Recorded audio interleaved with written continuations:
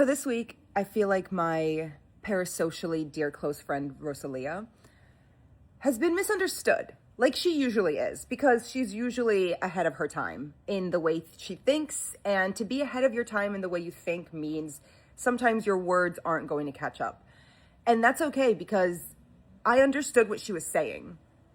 So a couple weeks ago, she did an interview where she lauded Pablo Picasso as an artist who has a rumored history of abuse and all of these really negative, terrible things that should not be pedestaled. But she also said that she can celebrate the art from the artist in the instance of Picasso. And for a very long time, as an ardent collector of Pablo Picasso's myself, this is a lithograph of Dora Maar, who was one of his muses and victims, as his muses usually were.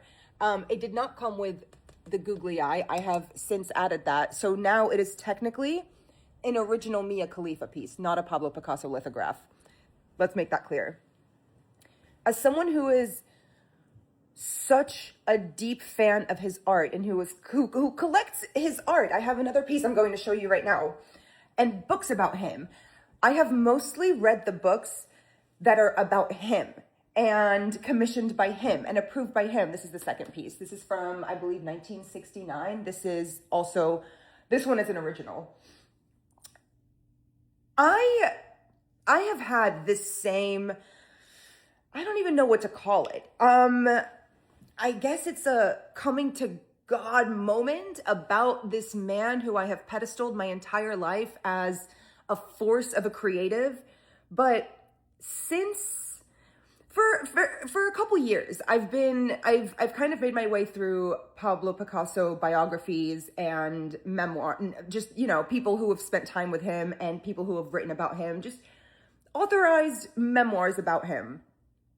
But I never made it through the memoirs of the women in his life. And it started for me with Françoise Guillot, who is the mother of Paloma Picasso, who you probably know from being an incredible jewelry designer. Her pieces are still carried at Tiffany's. Her legacy lives on, very well separated from Pablo, actually, which is amazing and incredible for her. And Francois tried to do the same thing.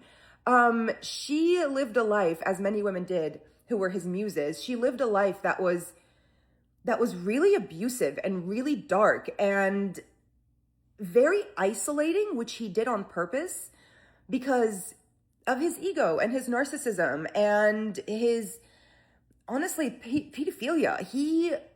He was very well known for dating underage women and using them as his muses, and then abandoning them and turning them over and just replacing them. And I'm very torn about my love for Pablo Picasso's art and the movements that he created in the art world and the messages he portrayed through his art. I'm really torn for my love for that and my disdain for the man who I've since learned was not a good person. And I am not of the belief that you should separate the art from the artist. I don't care how good the Ignition remix is. I'm not playing R. Kelly ever again. I don't care how good Frank Underwood's character is. I'm not streaming what the fuck's his name's shit ever again. And since then, I've made a conscious decision because I'm a very dogmatic person. It's either this or that. It's either black or white. It's either yes or no. It's either hate or love. And I'm trying to be a little bit more fluid and a little bit more understanding that life is nuanced and life exists in those gray areas. And that does not mean be passive. I do not want to be a passive person. I actually hate people who are like that. I do not want to ever be like that, but I also don't want to be,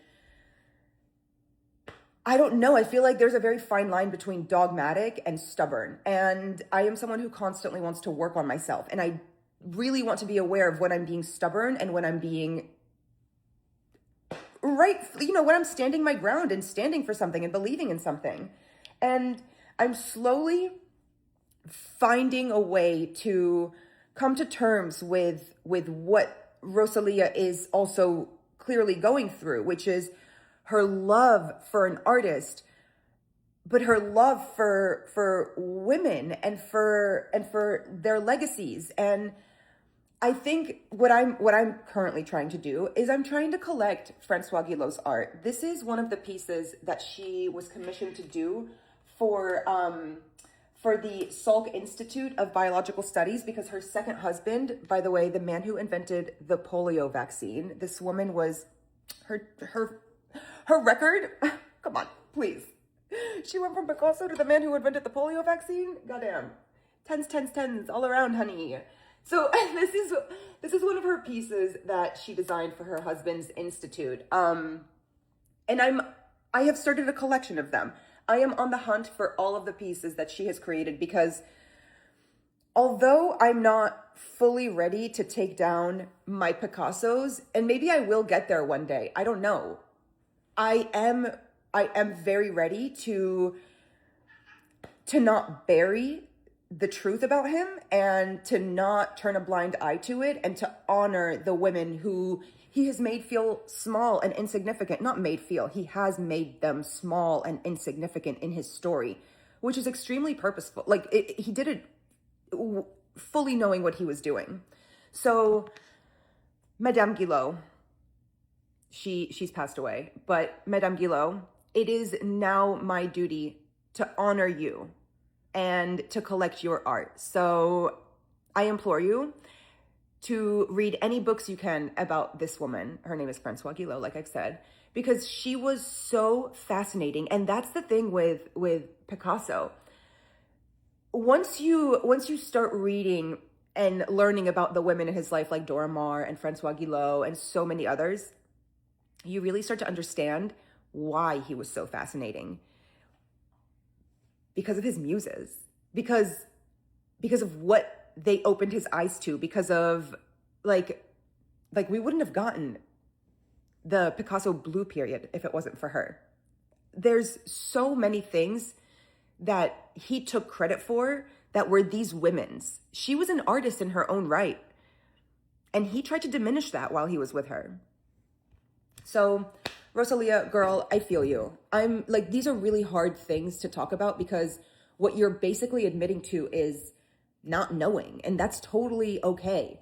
Another thing that I really, really, really connected with was her comments on feminism. She said in the interview that she's not a feminist, and then in the video she made recently, kind of explaining why she said that, she said it was because she didn't think that she fit into the box of feminist. And I have said that so much in the past. When I've been asked if I'm a feminist, my answer is usually no, because it feels wrong to identify as something that I have been shunned by people who are. Like, I have been shunned by feminists for things that I've done, for the way I present myself online, even though I've condemned the porn industry unconditionally since then, and I've spoken about my experience. I was still shunned by those women for continuing to have a presence as a woman who is confident in her sexuality. I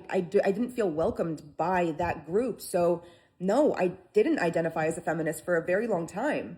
But again, these are journeys that we're all on, and unfortunately Rosalia is on it in the public eye, and I identify with that also. So I don't know, I just wanted to come on here and say, I get her. Y'all are eating her up, but she's brave enough to admit that she doesn't know, and she's learning, and we all are. And if anyone is going to shun people for that, it's not going to go over well for people who are actually like wanting to correct and learn, because we're going to stumble along the way. So, girl, I love you, mucho, mami.